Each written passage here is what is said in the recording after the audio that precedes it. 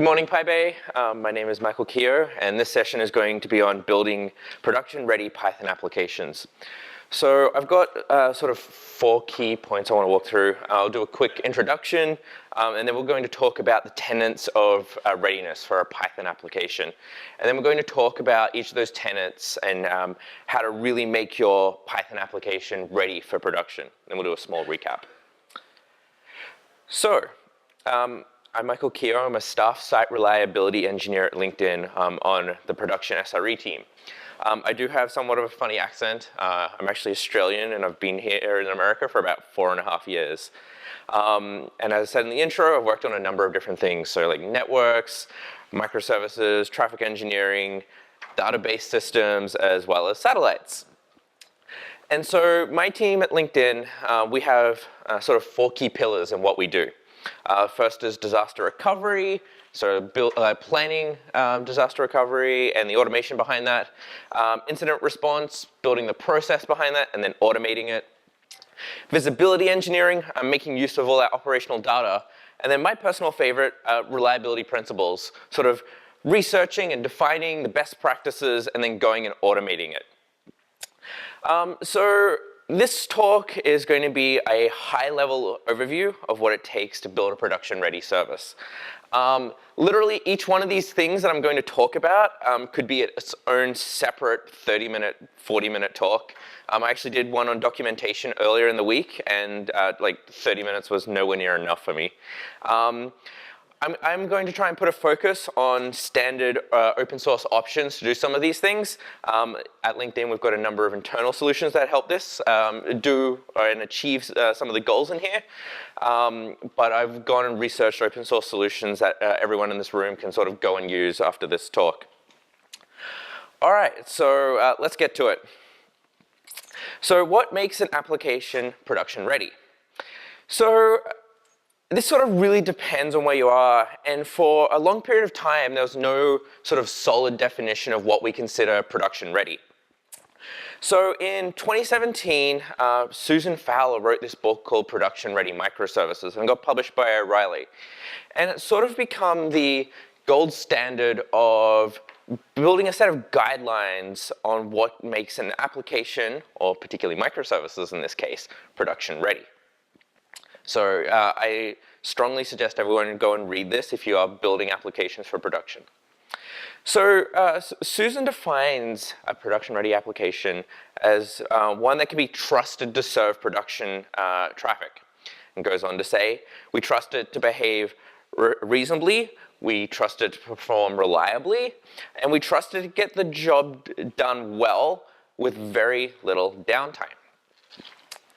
So she goes and breaks down these tenets of readiness, which are sort of pillars of thinking to build your application around. So we have 8 of them: stability, reliability, scalability, performance, fault tolerance, disaster recovery, monitoring, and documentation. And as I said, all of these could literally be 30+ minute talks. So I'm going to do a quick, I'm going to try and do about 2 to 3 minutes on each topic and break down how you can make your Python application fit these tenets of readiness. All right, so let's talk about stability. So stability in this sense is about the development and deployment cycle. So let's talk about the development cycle. So having code that is linted, you have your PyFlakes, making sure you've got clean code that sort of meets the PEP 8 standard, going through a code review process, whether that be on having a review board system or just using GitHub pull requests, having a central repository for your code, and then having a build system are all sort of the fundamentals of just creating a stable development cycle. Ideally, anyone should be able to go and check out your code base and in a very standard way, develop against it, get that code review, and then push to that code system and have something built at the end of that that they can go and deploy. Fabio did a really good talk yesterday morning about some of the tools that can help you with this. So if you didn't see his talk or are watching the video, I strongly suggest you go and dig up his materials. In terms of the deployment cycle, this is all very rudimentary. So the very basics are having like a canary and staging environment. Generally, you really don't want to go and make a change and push it straight to production where users are going to see it. You want to put it in some sort of canary environment or staging environment where you can go and test it for yourself, make sure everything works as expected, and then make it available to the public to see. In terms of doing deployments, you know, over time we've sort of evolved from FTPing scripts or using Yum repos to deploy our code to having these really solid tools. So if you're in a sort of newer stack, you might have Docker or Kubernetes where you can go and very nicely package up your code repository and then go and deploy it pretty seamlessly. Obviously, tools like Heroku are really well built for this sort of thing. And there's still a number of other CD tools out there, like Travis CI or Jenkins that can also do this for you. Strongly suggest that everyone go and, if you're not using these, go and have a look at them. You know, Kubernetes might not work for your environment, but something like Travis CI might. So let's move on to reliability. So in terms of reliability, we're looking at, does the application sort of behave in a very standardized way? So in here we look at things like dependency management. The larger your Python code base is, the more likely you are to have different library dependencies. And it is very easy to run into a dependency hell as your code base grows. And so I strongly suggest everyone to think carefully about this. Personally, I strongly believe in pinning dependencies so you don't get caught off guard by someone changing something and you sort of don't go and you sort of just blindly ignore what the change is and then you go and get caught once you deploy your application to production.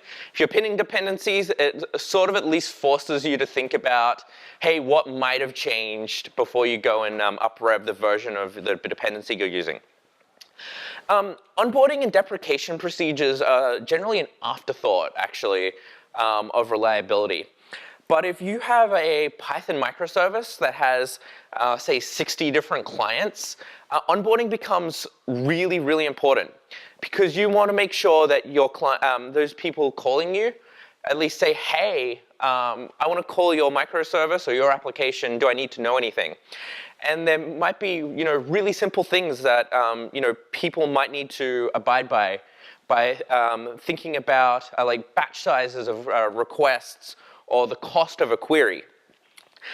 Equally, if you're deprecating the use of a client, you know, you might want them to go and clean up some documentation or clean up some code reference before that client or service gets deprecated. We'll talk a little bit more about how to do this in the documentation section.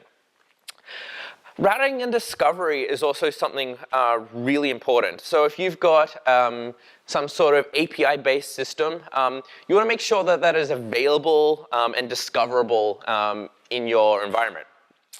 So there's plenty of open source tools that help do this, like etcd or PyDiscover or console service discovery. They all make your applications sort of discoverable in a central location and then help do routing and load balancing to those instances of your application. So scalability. So this is really, really, really important as someone who works at a company with a large number of microservices. Making sure that you have a process to scale your applications is important. So firstly, thinking about growth scales. So qualitative versus quantitative growth scales is really important. So qualitative, looking at how your application fits in with the growth of the business, and then quantitative, looking at what's the performance sort of limit of a single instance of an application, and how you go and scale that out over time. Having resource awareness is really important. So what is your bottleneck? Are you using too much CPU on the box? Do you need a lot of memory? Do you write to disk a lot? Being aware of these is super important. If you're operating in a container, it is possible that you have hard limits on this thing that are separate from the CPU limit, the physical CPU limit of the server that you're working on. So making sure you're aware of how many resources or how much resources your application is using is really important. Equally, it is very easy for someone on a cloud platform to go and add 10x the number of instances. But they don't necessarily think about the impact that may have on their downstream dependencies. So if I have an application that goes and talks to a database, and I go from 10 to 100 instances, how does the database react to that? Some databases have a maximum client pool size, and you can very easily blow past that and cause problems for yourself if you don't think about it. So if you are scaling your services, also think about your downstreams. And this quite nicely leads into performance. So I am a strong advocate of constant performance evaluation and understanding how to benchmark your application. So I firmly believe that in a best practice environment, every time you're doing a code deploy, you are benchmarking the performance of your application. If you have 100 instances and you have a 10% performance degradation in your latest deploy, that is a lot of extra resources that you need to use. So if you're benchmarking your application as a part of a continuous integration process, that helps catch performance regressions very quickly. Excuse me. Traffic management is also another really important thing to understand. You might have a number of different clients calling your APIs, and they might call your API in a different way. So understanding how those different traffic patterns, how those different query patterns change your performance of your application and how it behaves is really important.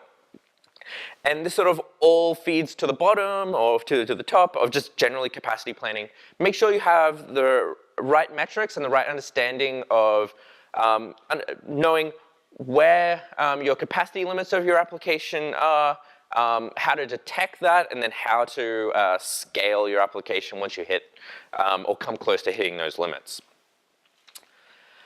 Let's talk about fault tolerance. So as an engineer, and especially a site reliability engineer, I do everything I possibly can to avoid single points of failure. So if you're writing a web application, this is really simple. Deploy more than one instance of the web application and put it behind a load balancer. If you're writing some sort of daemon service, we'll talk about how to do that quite neatly in a second. One thing that is also really important is go and try and catch exceptions as much as you can in a meaningful manner. For the program to go and do a stack trace continuously, that actually burns some extra CPU. And you're probably not, if you're doing a try except or you're not even catching any exceptions, your application's probably not going to behave in the best possible way it could. So if you're using a library like requests, there are I think 5 or 6 different exception types. Try and catch all of those in a meaningful manner. Another really great example is like the PayPal API. There are literally hundreds of different types of exceptions that mean a number of different things. If you have like a simple try except block, the whole user experience is actually going to be really poor if you do run into errors. Resiliency engineering is something that's super popular at the moment, and something that everyone should eventually start to move towards. Personally, I think the investment in this can be, really low. You start with unit testing, and you put a focus on testing for the non-standard or non-expected inputs and making sure the application is behaving as expected. Once you sort of get through that, you can start to run chaos experiments. So you can go in black hole DNS requests or create network failures. Equally, you can go and like consume all the disk space or all the IOPS on a box using very simple tools built into the command line. Or you can just go and max out the CPU on a box and see what happens. It is 2018. We should be able to avoid single points of failure as much as possible. And there are a lot of tools to help you do resiliency engineering. And again, that goes back to one of the central tenets is we should have uptime and the application should behave in an expected manner. All right, disaster recovery.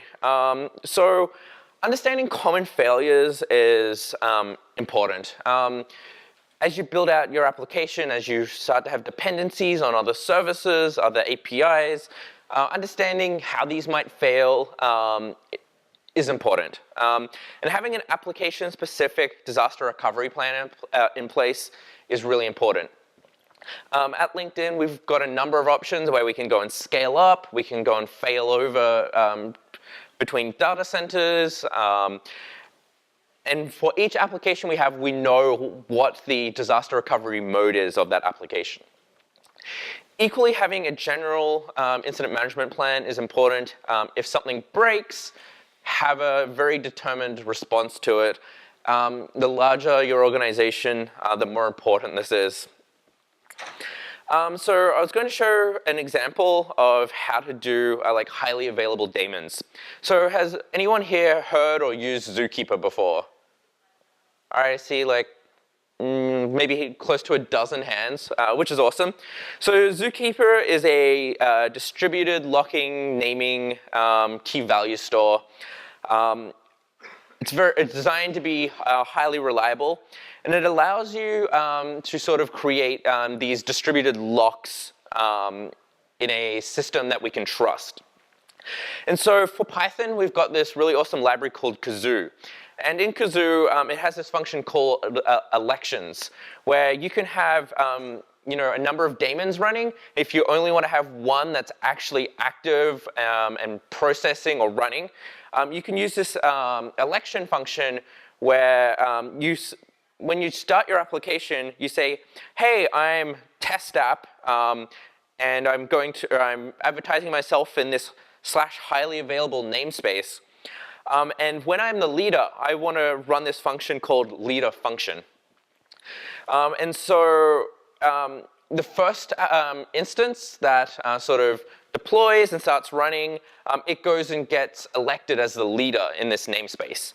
For, from 1 to n of the other instances that you go and deploy, it sort of holds in this pending or what they call following mode, where these daemons will just sort of idle until the leader steps down or is killed or disappears, and then Zookeeper will go and elect the next instance to go and actually be the leader function. So this is like a really, really, really simple way. Like I've done this in less than 10 lines of code, and I've theoretically now got a daemon that has the ability to fail over very simply. Equally, if you're writing some sort of web application, I've got a Flask app here as an example.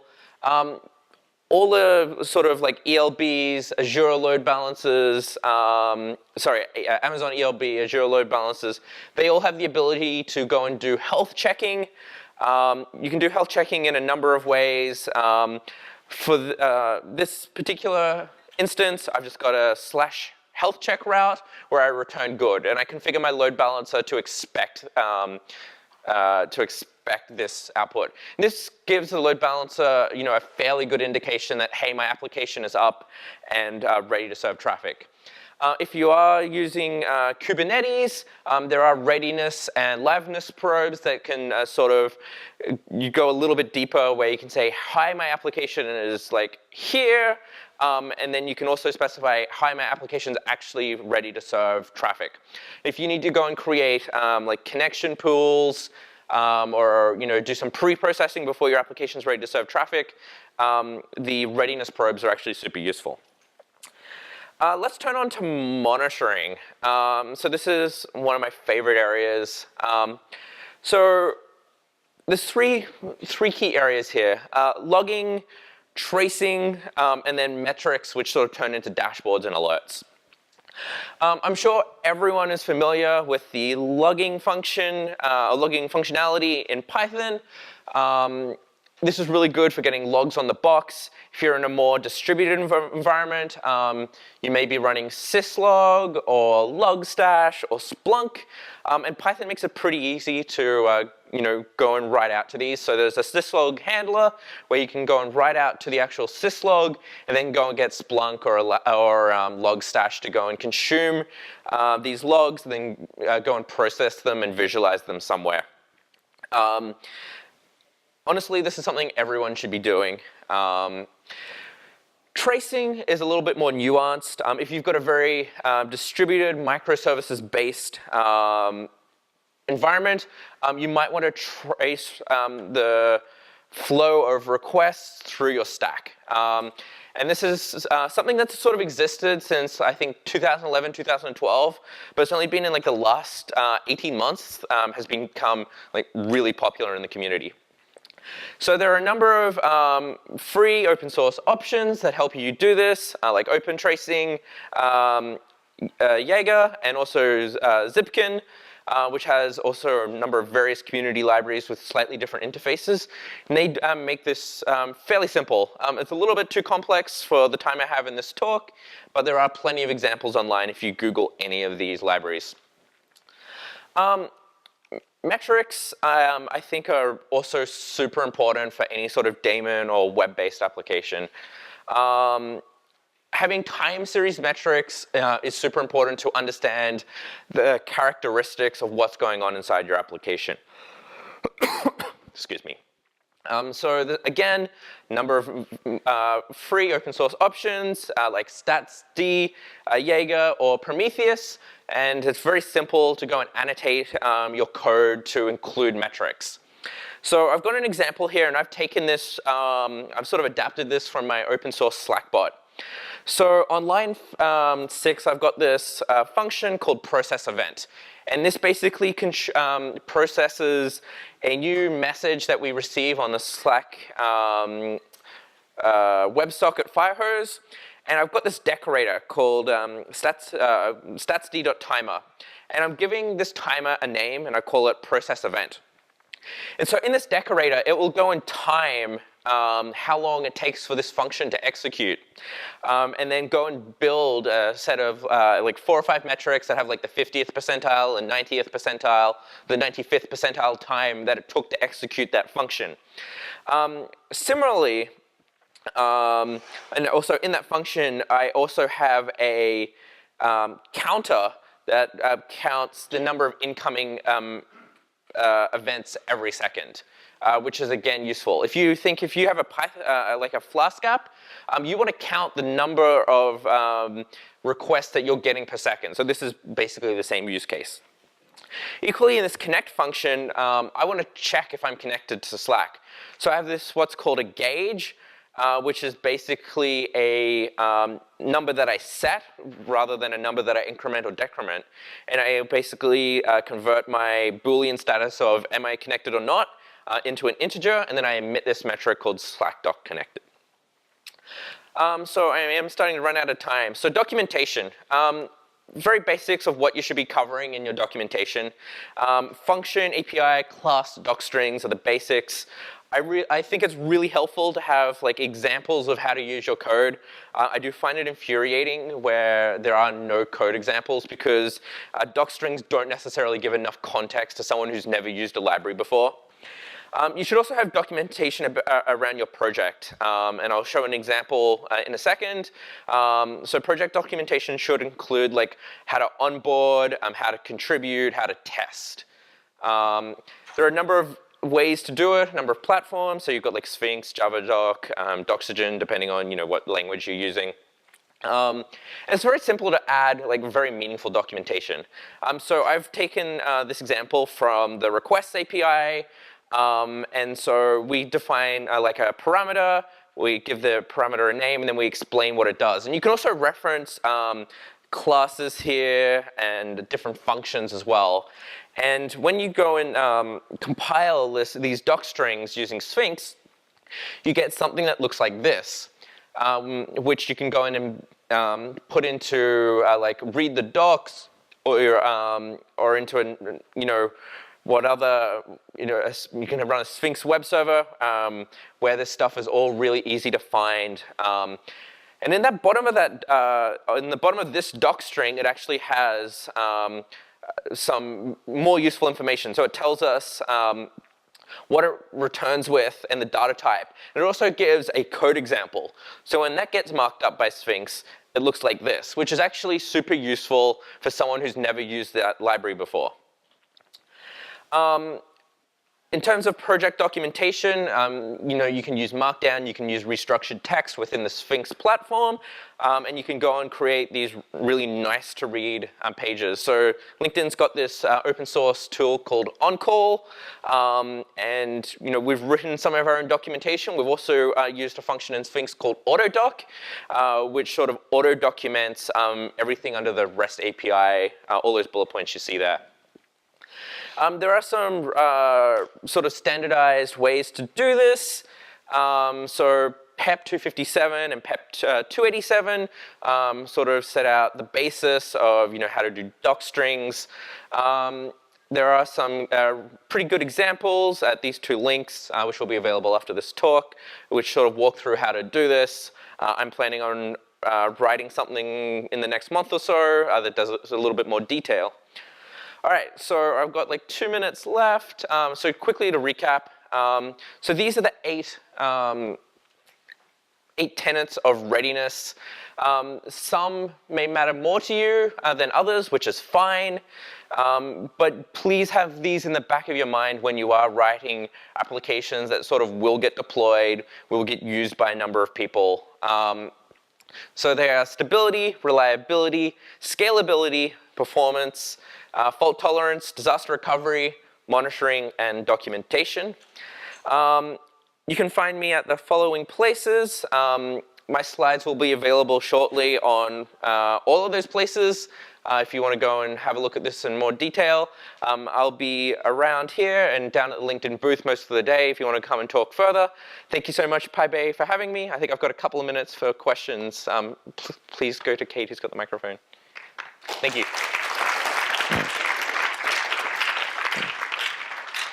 We have about 5 minutes for questions.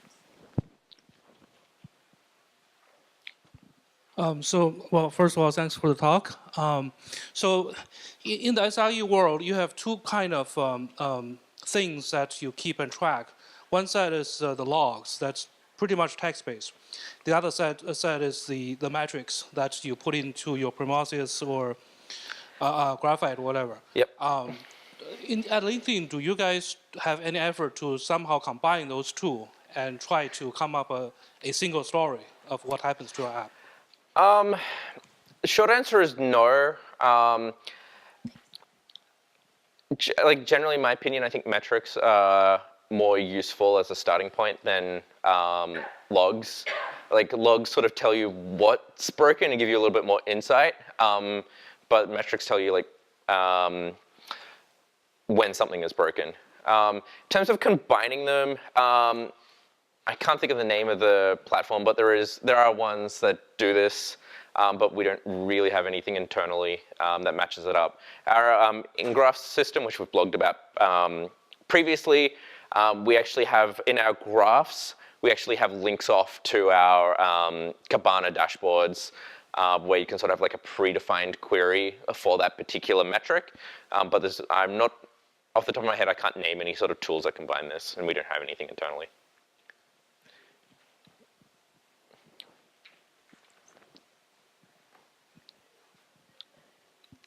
Hi, thanks for the talk. Welcome.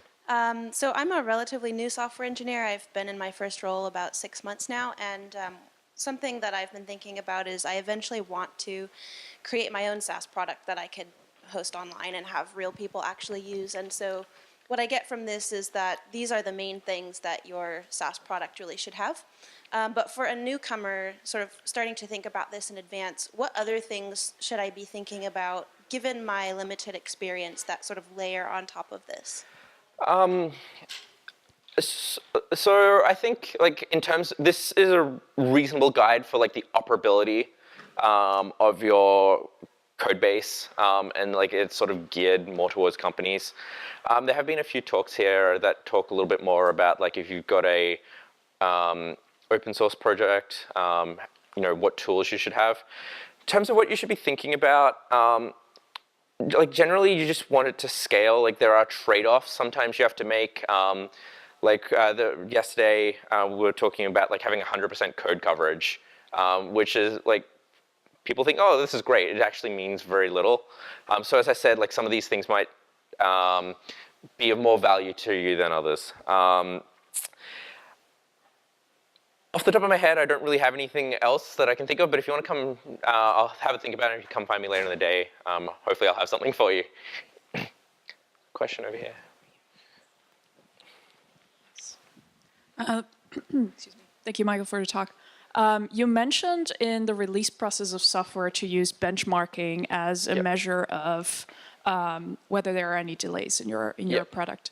Do you have any recommendations for tools or best practices for using benchmarking in, for example, continuous integration?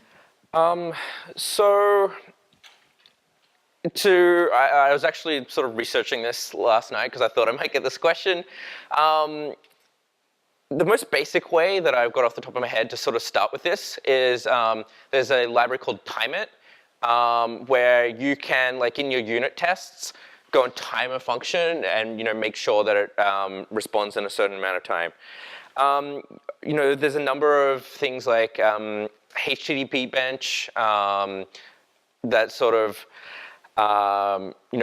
provide an interface where you can go and sort of stress test an application in a very synthetic way. There are definitely systems at LinkedIn that use sort of similar philosophies. I'm not exactly sure which tools they are, but that's sort of a good starting place. One thing we do is we've got a tool called Redliner at LinkedIn where we sort of direct a certain percentage of traffic to that particular instance during Canary and make sure that it serves, within a 2% margin or whatever, it serves the same amount of traffic. So that's at least the line of thinking. I'm pretty sure you could do something in your CD pipeline like HTTP bench to make sure that you are meeting like a benchmark of like 50 QPS or 150 QPS, whatever it may be. I think we have time for one more. So how many times have the application code went through the test, went through unit test, went through functional test, you put it into Canary, everything was fine, and then suddenly when you scale into production, boom, something broken. And what's your, after a few times of that happens, assuming that happened, what's your strategy against that? So I can't say that's ever happened to me, but generally speaking, if you follow all these things, and depending on how much time and resources you have, you can sort of implement from 0 to 100% on all these things. So if you do have a miss, just going through the postmortem process, understanding what that miss is, and then creating action items to go and remediate that process, that will generally help you. As systems get more complex, it's easier to miss things. But for me, it's like, how do you build processes and tools that sort of provide guardrails for both the engineering team and the operators of that service? That's as much as I can say, yeah. Okay, that's all the time we have. Thank you, Michael. Thank you.